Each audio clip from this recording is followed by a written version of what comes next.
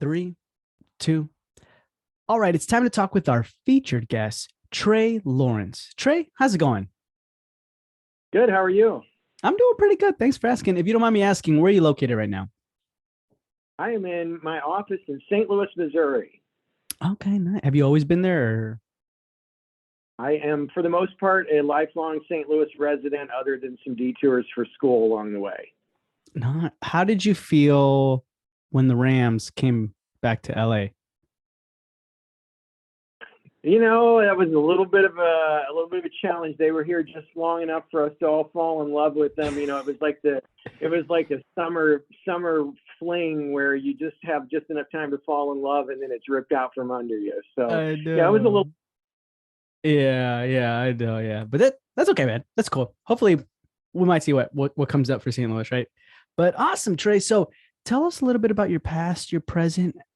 How'd you get to where you are today? Yeah, absolutely. So currently I am Vice President and General Counsel for the American Association of Orthodontists. So I head all of our legal and advocacy or government relations work. I've been in the practice of law for over 20 years. So I graduated law school, Washington University here in St. Louis in 2001, and went from there to a large law firm that's headquartered in St. Louis and has offices in a number of other cities around the country, about 600 or 700 attorneys nationwide, and practiced there for a little over 18 years before I came to the AAO. So I was in business and commercial litigation, product liability, class action, kind of a wide range of litigation-based practice areas. And then had an opportunity, had been looking for a while to get out of the big law firm, the grind of the big law firm world, and go on board in an in-house role, get to work for one client all the time instead of working for many clients, and had an opportunity to come over to the AAO and have been here for over 4 years. Love it. Love getting to get immersed in one particular field, the dental and orthodontic field. It's been a real joy. And that's really what I looked forward to getting out of the big law firm world, was learning an area like that. So not just knowing the law, but knowing, being able to talk to doctors about clinical issues too, and then tie the law into that. So it's been a really good transition for sure. And I've enjoyed my time here, enjoy bringing my 18 plus years of legal experience outside of the dental world to dentists and orthodontists now, and helping them out that way. That's nice, man. Did you decide, or when did you start deciding I'm going to expand outside of ortho? That was fairly recently. We're always the perpetual battle as an organization. You're always looking for ways to be more effective in spreading your message and your information. And I felt like since the day I showed up at the AAO that we had a lot of good legal information certainly for orthodontists and for our members. But the more I looked at that information, I realized, this is not just limited to orthodontists. Really, the law is basically the same for dental practices across the board. There's not really any area of law that's just specific to orthodontists. It applies to all of dentistry. And then as I looked at the landscape, I realized there's not really anybody out there that was focusing on the law that applies to dental practices. There's lots of people that do it more for the medical world, but the dental profession has got some nuances that I'm sure we're going to talk about some of those today, some really specific nuances, and there really wasn't anybody covering that. And so one of the things that we tried to do at the AAO is not focus just entirely on the orthodontic world. We want to be a resource to the dental community in general in as many ways as we can. And it just seemed like a natural that with all this legal information that we had and nobody filling that space, that was something that we could help out dentists, all across the dental profession and not just orthodontists. Gotcha. So specifically, what's your, like, I guess, what's your day look like at the AAO? Like, what do? You have to deal with, like, what is it? Yeah. So, break it down into several buckets. I mean, certainly the AAO is an organization. You have all of the legal requirements of running a business, any business. So I have to deal with all the corporate matters, the tax matters, the insurance and the corporate governance, all of those kind of things. So that's a piece of it.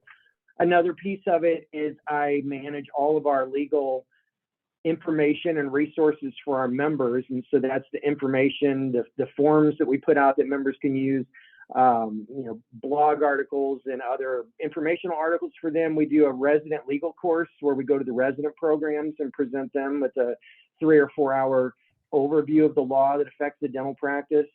So that's all on the legal side. And then I also, like I said, I manage our advocacy team, and that's our government relations team. So we're lobbying at the federal and state level to specifically represent orthodontists. But again, that's something that there's a lot of overlap with the rest of the dental community. So like when we go up to Capitol Hill in DC and talk about student loan issues and the staggering amount of student debt that, certainly orthodontic residents graduate, but any doctor in the dental profession is going to graduate with a lot of student loan debt.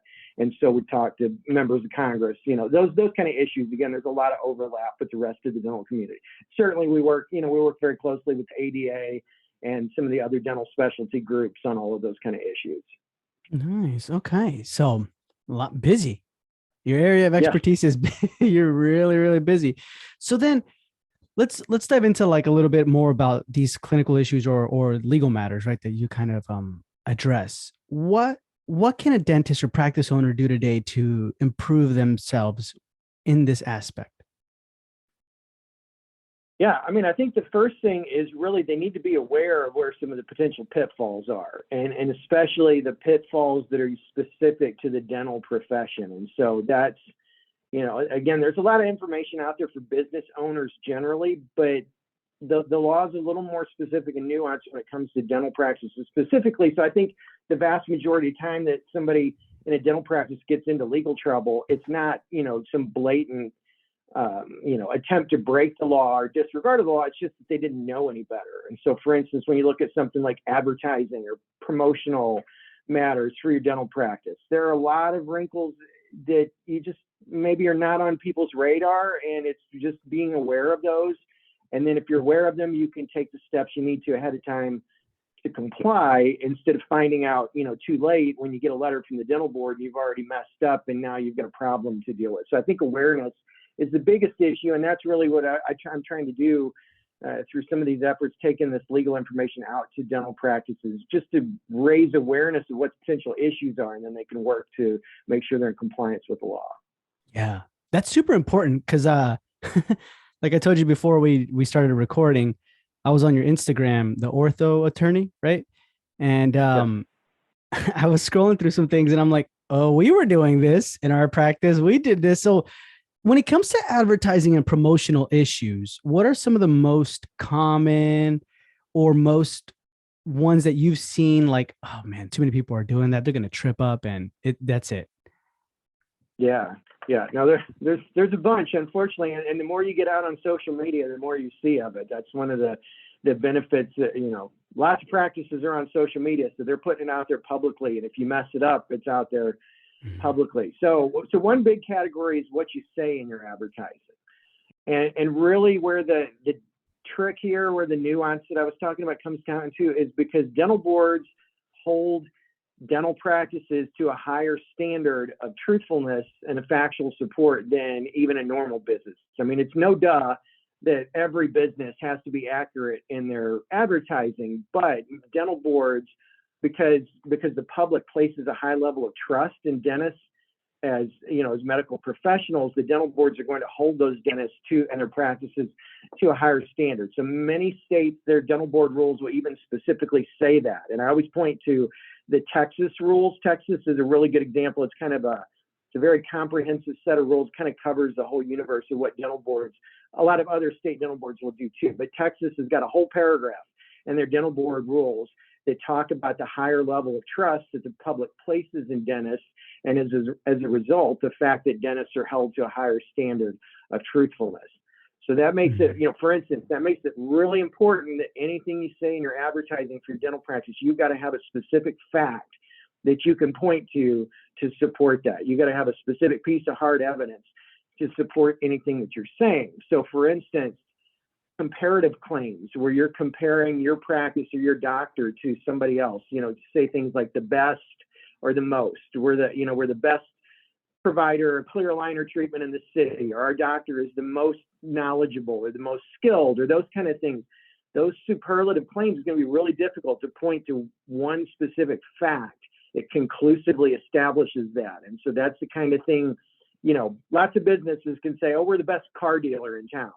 that kind of thing. And there's nobody that's going to hold them accountable for that. The dental boards will hold practices accountable for saying they're the best dental practice in a town. And so that's the kind of a statement that although you could say that in normal advertising for normal businesses, you got to be more careful in the dental profession specifically.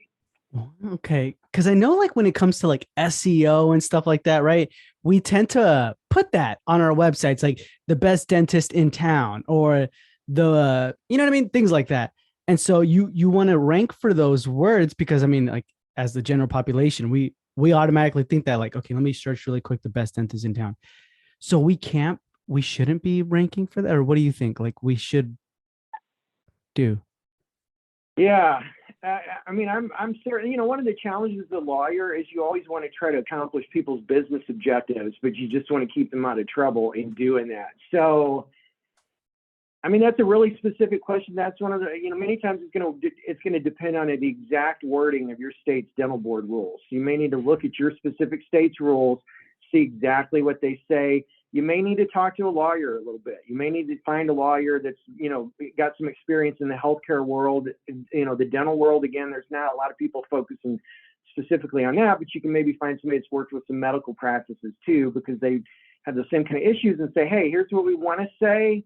We're a little concerned because we looked at the dental board rule and it says this. What do you think? And then hopefully they can help you work through that analysis. But again, this is all about raising awareness of potential issues. And so those best and most kind of claims, I at least want people to be aware there's some potential problems there and you need to look a little deeper before you just do it and not even realize that you're maybe, stepping in it by doing that. Yeah, man, that's interesting. Another thing I recognize is, and I think a lot of us do this, but some of us, I noticed we're becoming a little bit more aware of it, which is your goal, right? Giving incentives for referrals. So it's like, hey, give us a referral or drop us a review and you can be entered in this raffle to win like an iPad or this gift basket or whatever. How bad is that? Yeah, that's another one. It's a really tricky area. And then too, like you said, it's incredibly common. I mean, you jump on social media for 2 minutes if you follow a lot of practices and you're going to see, I mean, everybody's doing that. So obviously keeping up with the Joneses, you feel like you need to do that. But I think, again, this is another one you need. If you're aware of what the problems are, the potential problems, then you can make sure you're in compliance with them and then you stay out of it. So I'll break it down into a couple of different kinds of the promotions that people do like that.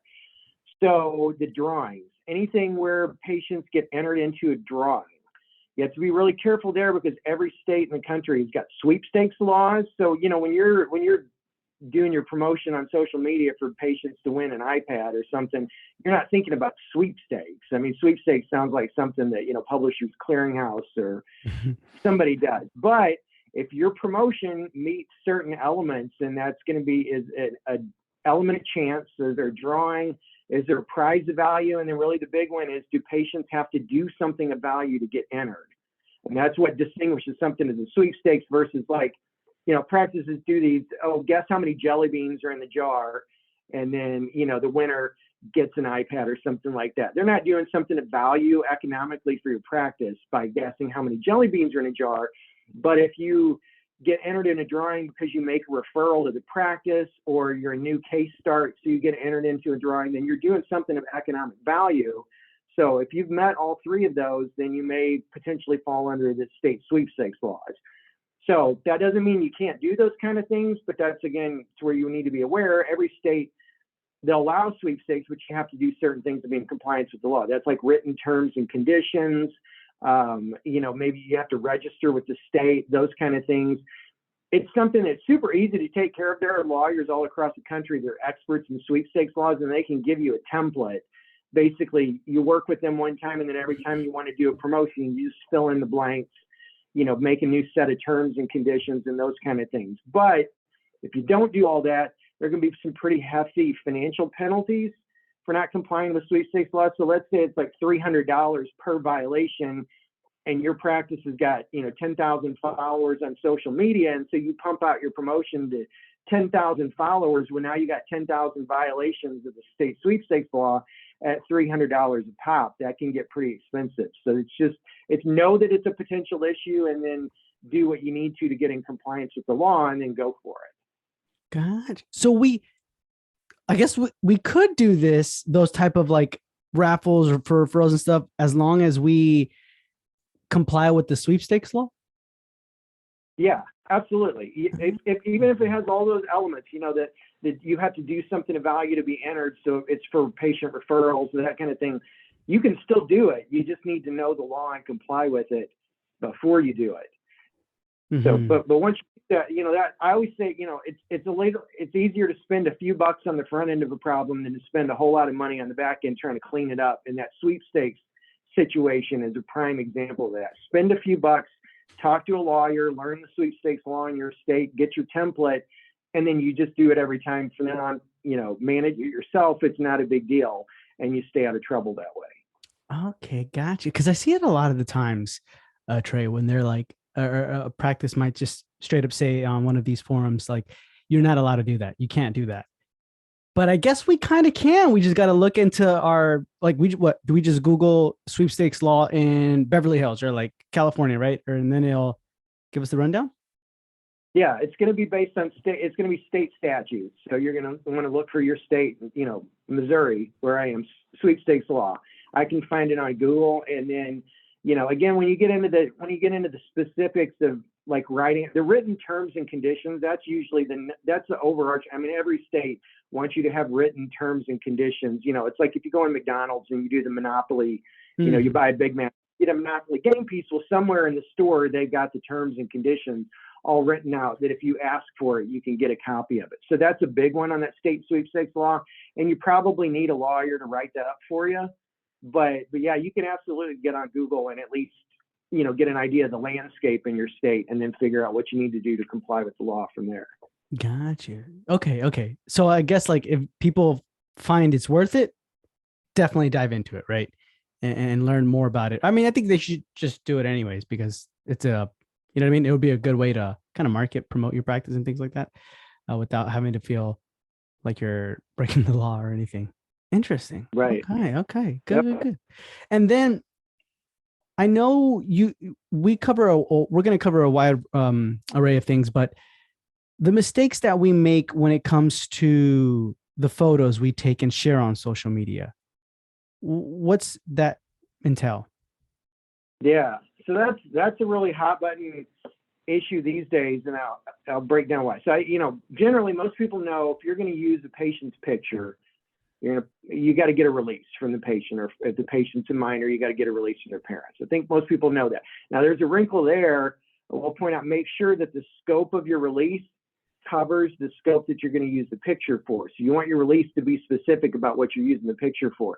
My favorite story there was I had an AO member call in one time that had gotten a release from mom and dad to use the patient's picture. The patient was a minor, kid.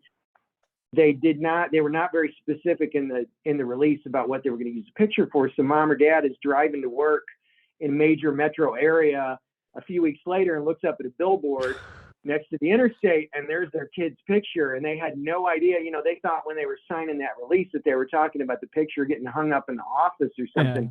Yeah. No idea they were talking about a billboard by a major interstate, and mom or dad called them furious at that point. So definitely make sure that your release covers what you're going to use it for. And social media is the big one. You want to make sure, that mom or dad, if you got 10,000 followers on your social media, you want to make sure that mom or dad are comfortable and know that their kid's picture is going to be pushed out on social media on that scope.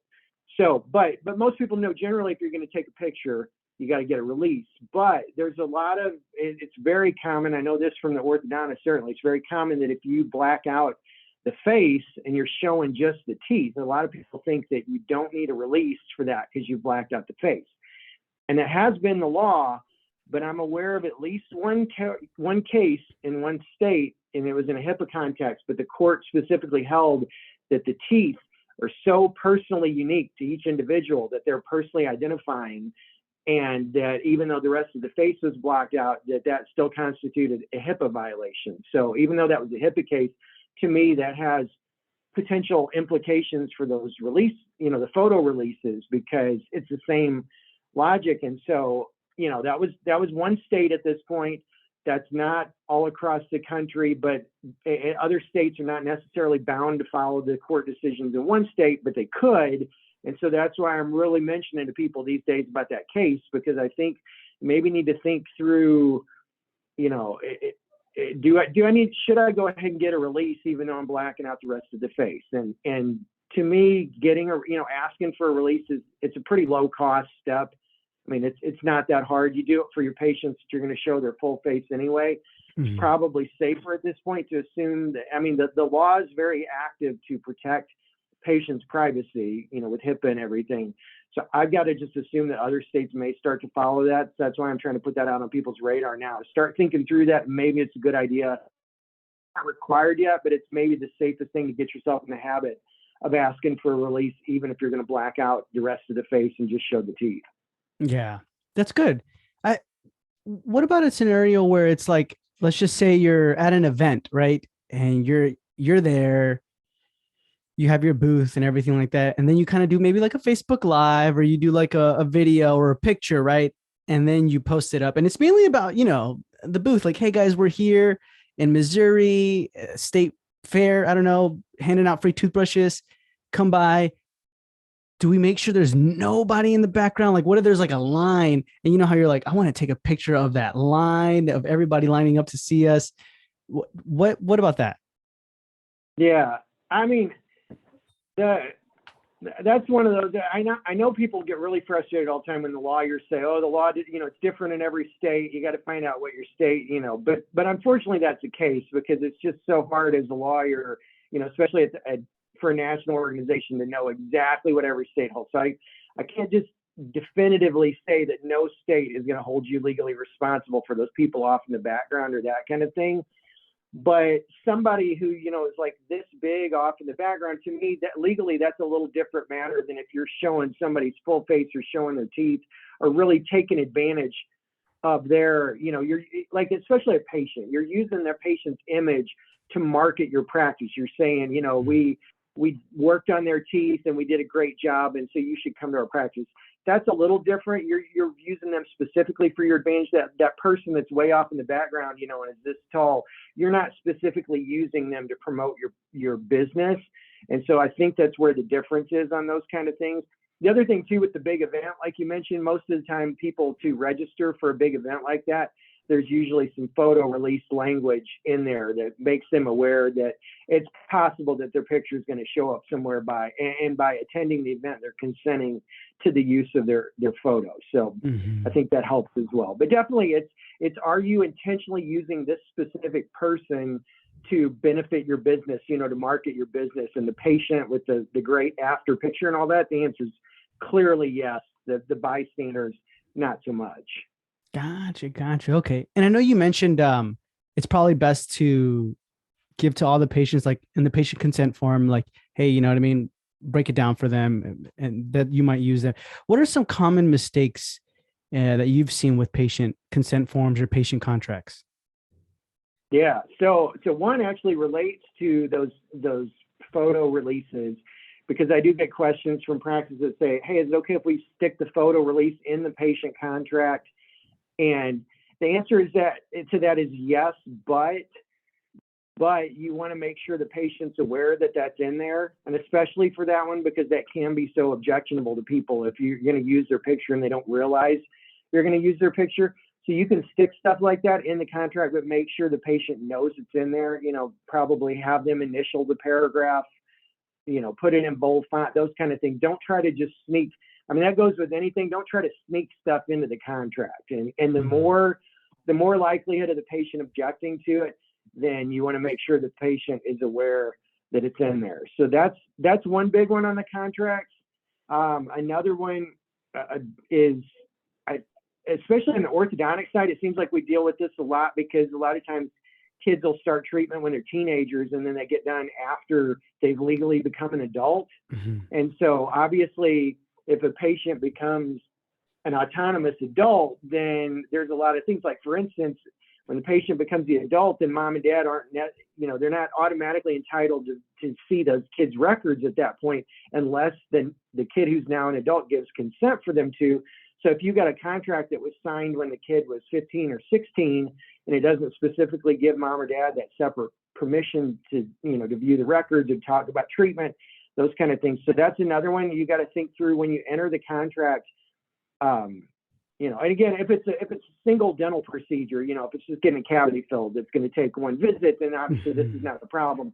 Or for orthodontic treatment, or maybe some endo or perio or stuff that goes on longer, and it's possible that the kid is going to become an adult while the treatment's still ongoing, then your contract needs to plan for that.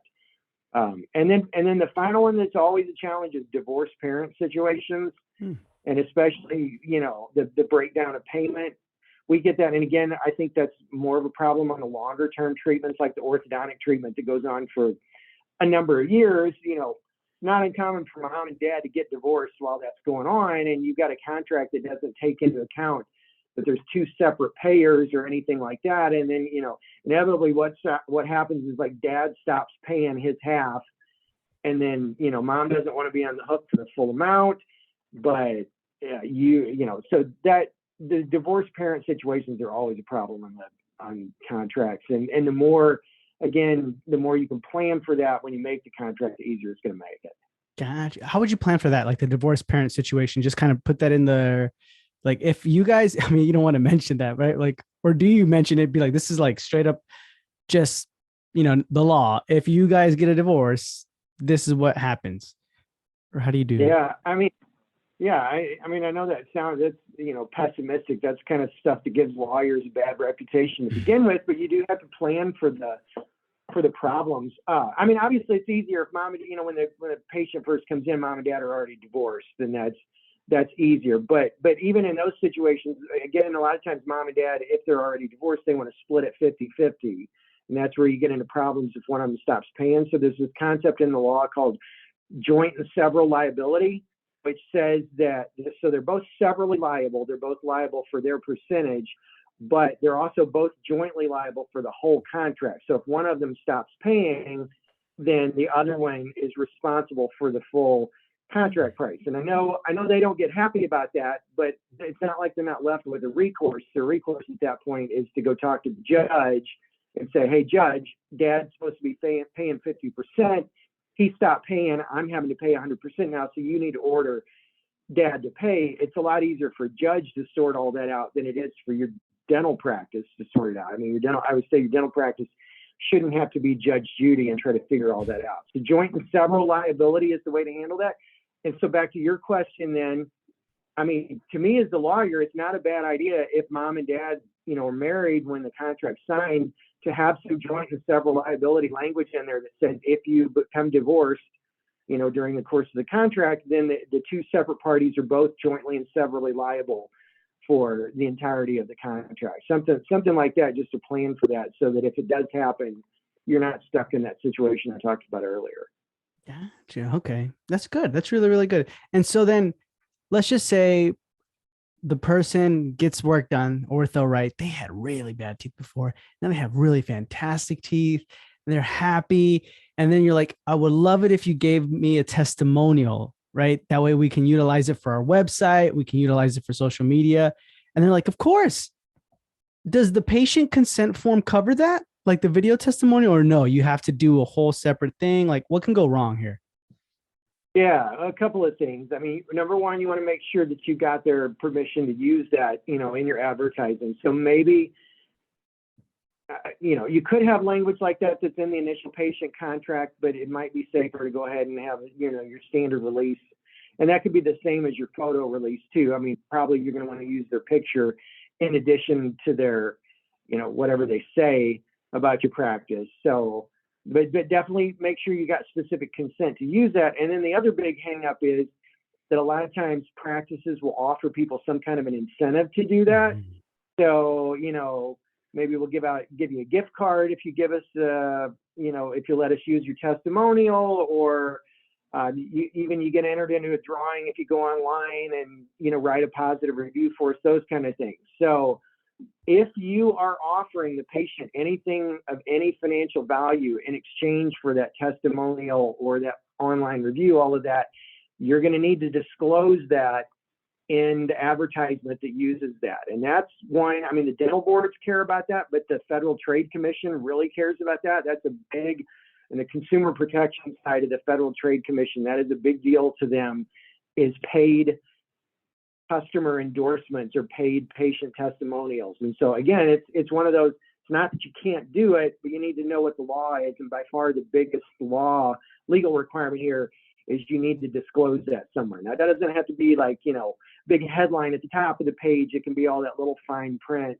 down at the bottom of the page and a little footnote or whatever, but you need to have that footnote down there that says that the patient was compensated for their testimonial. And so, that's one, the FTC cares enough about that. They've got a whole resource available on their website. You can find that pretty easily. Just FTC, Google FTC paid endorsements, and you'll be able to find that resource. But that's a big deal. There have been a lot of businesses that have gotten dinged for not disclosing that they were that they were compensating paid endorsements or testimonials. So if you want to do that, absolutely do it. Just make sure you disclose it. Yeah. Okay. Because I don't know, paid. I maybe have heard of it like a couple times, but like what I've seen quite a bit, Trey, is like, let's just say I'm starting up, right? And I just opened up. And normally when you just open up, you kind of have your friends and family come in, right? First. And obviously the friends and family are going to be like, yeah, I'm going to do what I can. I'm going to leave you a review. I'm going to make a testimonial. And then in their testimonial, they're like, this is the best dentist ever. Don't even go to anybody else. You're going to want to come here. They have the best everything. Is it okay for them to say that, even though they're like a family member or friend, or do you kind of have to still be like, hey, don't say we're the best, and you have to disclose you're a friend or family, or what is the situation there? Yeah, no, the patients are not, the patients are given a statement of their own opinions. So that's a little different. Like everything I talked about using the words best or most and all that, that's talking about what you as the practice say. So the patients have got a lot more leeway to give those kind of statements of opinion. Now, where you do have to be a little more careful is if you're if you're giving the patients a gift to say some of that stuff, then you maybe want to be a little more careful about what they say. But like the scenario you just described, where it's just your friends and family coming in at the startup and that kind of thing. I mean, if they really think that you're the greatest practice in the world, then they can go for it and say it. If you're giving them gift cards to provide you a testimonial, then you probably need to rein them in a little more and make sure that they're not saying some things that you couldn't say directly about your own practice. And then, of course, if you're giving them the gift cards, you also need to make sure you're disclosing that in the advertisement where you use what, their statements that they're making. Yeah. Okay. Got you. Another thing I noticed in your Instagram, the ortho attorney, is there was a thing there that says, be careful when you claim like pain-free or you do painless treatment. Why? Yeah, so many states actually specifically have a dental board rule that says that you cannot advertise painless or pain-free treatment. And actually that specific language, again, that came right out of the Texas rules, which, like I said, I use as a kind of a model a lot of times. So what that doesn't mean, obviously there's dental practices all over that are, work really hard to significantly reduce the amount of pain experienced by patients. And they use all kinds of, light and heavy sedation or sleep dentistry or other treatment methods, whatever. You can absolutely advertise all of that. You can advertise the fact that we, do all of these things to reduce the patient's pain or however you want to say it. But something about those specific words of pain-free or painless, I guess, because it's not, it's hard to guarantee that no patient will ever experience any pain whatsoever as part of your treatment. Those are the words that the dental boards specifically single out and actually have rules in many states that say you can't say those words. So I think it's a lot safer to say what you do to try to reduce the patient's pain. And then that's another one. If you want to use the patient testimonials, I had the patient say, I was terrified, I never wanted to go to the dentist because I hate pain. And I came in and they, filled 4 cavities and it was great. And I experienced almost no pain. There's different ways to say exactly the same thing, but not violate those rules. So I would look at that, but just really specifically stay away from those 2 words, painless and the pain-free. Gotcha. Okay. Well, now would that kind of fall into the same category? I noticed on there you also put if you advertise as a specialist. So I've seen people do like, yeah, we're like a cosmetic specialist, or they say like we specialize in cosmetic dentistry. Are both of those the same thing, or one's not the other? Yeah, I mean, anything using the word special, specialist, specialty, specialized, those kind of things. Again, that's one of those words. I guess it seems like the dental boards have really latched on to specific words, and the specialty, specialization word is one in particular. So in nearly every state, if you want to advertise as a specialist in a specific area, you have to have graduated from a postdoctoral CODA accredited program in an ADA recognized specialty. So, any of the there's 12 or 13 or whatever it is now, ADA recognized specialties.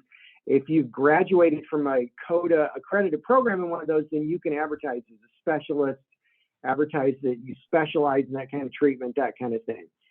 If you've not graduated from one of those programs, or if it's an area that's not recognized as a specialty by the ADA, there's still ways to advertise, I think, to say the same thing, but you need to just be a little more careful about how you say it. So like with orthodontics, you can say, even if you haven't graduated from a postdoctoral orthodontic program, you can advertise and say, we do orthodontic treatment, we do Invisalign, we can treat your malocclusion. You can say that you do all that work. You just can't say you're an orthodontist or that you specialize in orthodontics. So it's another one. Just get on your state dental board website. Those rules are pretty easy to find too through Google. Look at exactly what the rule is, and you can say the same thing. You just need to use the words that are not going to get you in trouble. And I think in all those cases, talking about the services you offer is always going to be safe. It's just the specialty or the specialization that's a little riskier, and you need to make sure you meet the qualifications if you want to say that. Gotcha. Okay. Man, I appreciate it, Trey. I feel like I've just been like, what do you do this? What do you say this? What do you like just shooting questions at you? No. The lawyers get that all the time. So no worries. No, I appreciate it, man. Now, these next questions are just to get into the head of someone who isn't totally involved on the clinical side of dentistry, right? Like the day-to-day working in their mouth. For you, Trey, what would you like to see more from a dentist? Yeah, the biggest thing that I'm harping on all the time is the informed consent. And I think that goes back to my background in litigation, because in any kind of a malpractice lawsuit, informed consent is such a vital part of the legal defense there. And, that being that the patient knew about the risks of treatment, knew about the potential complications, and agreed to move forward with the treatment, knowing those risks. So then if they get the treatment and those things happen, then the doctor can say, well, the patient agreed to that. They knew that was a risk and they agreed to that. So that is such a huge part of the defense, the legal defense in a malpractice case, that I really get uncomfortable when practices don't really strictly comply with the law on informed consent. And I'll say the biggest one is, if you read all the ethical and legal literature, and this is on the medical side too, in addition to the dental, they say all the time, informed consent is a process and not a form. I think a lot of practices get really focused on the informed consent form, and like, well, if we get the patient's signature on that form, then we're good to go. But that's not really what the law is. What the law is that the patient was informed of the risks and then agreed to move forward with treatment. And many times that's going to require a conversation with the doctor, meaning you can't have that patient sign an informed consent form before they've even seen the doctor. And there's a couple of states, like Pennsylvania is one in particular. Pennsylvania, there's a Supreme Court case there that held specifically that the informed consent is a non-delegable duty, meaning that the doctor has to be involved in the informed consent process. So I know, I know I'm the lawyer, but I understand all the business concerns. There's efficiency. We like to have the patients fill out all the forms online before they come in. We don't want to bog down, that initial visit with this big stack of paper. We want to get them through, get their treatment started, same day case starts. Totally get all of that. But if I'm a plaintiff's lawyer, somebody comes into me and they were harmed, and I find out that they filled out an informed consent online when they were sitting at home before they even set foot in your practice, I'm going to jump all over that. as a plaintiff's attorney and say this patient had no idea of what the risks were when they supposedly agreed to start treatment. And that's going to be a major hurdle in the legal defense at that point. So I'm going to, the people who follow me on social media are probably going to get sick of hearing me harp on the informed consent, but I'd say this is probably the number one thing that I see practices really mess up. And again, I know why, because I know their workflow and they're trying to really get efficient on the front end to get the patients moved through and all of that. And I'm totally sympathetic to that, but this is a really important one.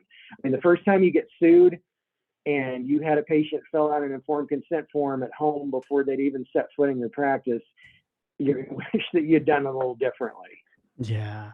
God. So take the time to like talk to them one-on-one, right? When you meet them, you patient exam, you're like, hey, I noticed you signed this. Just want to break it down to you really quick, what it's all about. Kind of like that. Yeah, I mean, definitely make sure you're having the conversation about the risks and the specific risks for their procedure. I mean, one of the things about sticking the informed consent just in your online stuff before the patient comes in, if you don't even know what treatment you're going to give the patient, then how are you going to explain to them the risks, and the potential complications of a treatment? You haven't even seen the patient yet. So the conversation needs to be tailored to the treatment that they're actually going to receive once you know what treatment they're going to receive. And then the other piece is, I know that like the treatment coordinator or some of the other office staff handle that part of the conversation a lot of times. Doesn't mean you have to drag the doctor in every time, but at least make it available to the patient. Say, do you have any questions? Do you have any questions for the doctor before we get started? That kind of thing, and at least give them an opportunity to ask a question of the doctor directly before they get started. I think that's a big piece too, gets skipped over a lot of times. Gotcha. Okay. Interesting. The next question is, right now, you as I guess like a patient, and then at the same time, maybe as an attorney, but more as a patient, what do you hate about dentistry or dislike? That is a really great question. I'm kind of a newcomer to the whole thing. I've been in the field for about 5 years or so. So there's a lot I've learned that I love. I think probably the fact that it's so easy to get focused on the business side, kind of like that informed consent form that we're talking about. It's so easy to get focused on the business side. And I totally understand that because everybody's doing this to make a living. I mean, we're not out there, nobody's out there treating patients just purely out of benevolence. You got to earn a living too, and you got to have a efficient business that makes a profit and all of those kind of things. But I think there's a little bit of a tendency sometimes to get focused on, like if there's a dilemma between either a clinical or a legal concern and a business concern, just because the business side is what puts the dollars directly in your pocket, it's a little easy to lean that direction and just kind of hope that the clinical and the legal all works itself out. Like I always say, until the first time there's a problem, and then you wish that you'd done it. So, I know the practices have got to focus on the business side. It's an increasingly competitive atmosphere. That's so important, but just don't totally lose sight of the legal concerns as a part of that.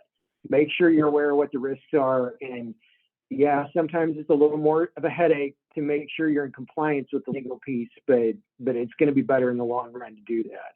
And so I should get back to your original question. I think I hate the fact that sometimes the expediency of the business concerns can tend to outweigh the clinical and the legal a little too much sometimes. Gotcha. Okay. And so then what do you absolutely love about dentistry? Yeah, no, again, there's a lot of stuff there. I mean, ultimately to me, I guess, again, coming from the big law firm world where people really are focused on bottom lines and everything you do is through the lens of, even in litigation, it's, what's our risk if we go to trial? Well, then we need to settle this case. It's all about dollars and cents. And there's so much more of a human element in dentistry and just that personal connection. I mean, inevitably, like why patients love their dentist, it's partly because they're skilled, practitioners and all of that, but so many more times it's just because they love them as people. That human connection and the relationships that practices build up with their patients and the people that, I read reviews like my insurance stopped, Dr. Smith was no longer a provider in my network, but I still go to him because I love him so much. Like that, just that human element to it is just really encouraging. Having coming over from the big law firm world, I never get tired of getting to see that kind of a dynamic go on, and realize that's the world that I get to practice in now as a part of that. Do you feel, Trey, like in the big, I guess like corporate law firm, or maybe not corporate, but just big law firm, there's not a human element to it, or? I think it's a lot easier for it to get buried under the financial concerns, and I think part of that, like in a dentist office, you're really making yourself vulnerable to your dentist. I mean, you're really, you're laying down in a chair and you're opening your mouth and you're letting somebody stick metal objects and needles and all kinds of stuff in there. So there's a vulnerability there, and I think the dentists do an amazing job of making sure that they respect and honor that and really build up the relationship with the patient. Whereas in the law firm world, it's just all driven by bottom line. And if you could have maybe represented a client for 10 years, and then that client gets bought out by another company or something, and then suddenly they're letting you go and they're going with cheaper options and that kind of thing. So it's just that human element gets outweighed by the money, I think, much more so in the big law firm world than it does in the dental profession. Gotcha. That's good insight. Interesting. Really, really interesting. Trey, thank you so much for being with us. It was a pleasure. But before we say goodbye, can you tell our listeners where they can find you? Yeah, absolutely. So the Orth Attorney, ORTHATTORNEY. My home base is Instagram. I'm expanding out into YouTube and TikTok as well. But all the kind of subjects that we just talked about and lots of other topics as well are going to be up there. We're trying to do them in a fun, Instagram-y, real TikTok kind of way. So, lots of stupid stuff and 7-second reels and all of that. But you're trying to keep it fun, but at the same time, we realize we're talking about legal topics. You got to have some more in-depth information too. So we've also got some longer, carousel type posts up there where you can dig into a topic a little more. And then if you really want to dig into it, then you jump over to YouTube and you can watch a 10 or 15-minute video talking about some of those subjects as well. But we're, like I said, we're really trying to make sure that what are the hot button issues that dental practices really need to know about and maybe don't know about legally, and then raise the awareness on those issues. And that's what we're trying to do, all of that. So Instagram, YouTube, the Orth Attorney, come check us out, and hopefully you'll find a lot of useful information there. Yeah, nice. I didn't know you guys had a YouTube, but I thought that was really nice. A lot of the questions that y'all heard today are on the Instagram. So definitely go check that out. It's going to be in the show notes below. Just click the link and hit a follow, and learn. You're going to learn a ton from Trey. But Trey, thank you so much for being with us. It was a pleasure, and we'll hear from you soon. Absolutely. Thanks so much for having me.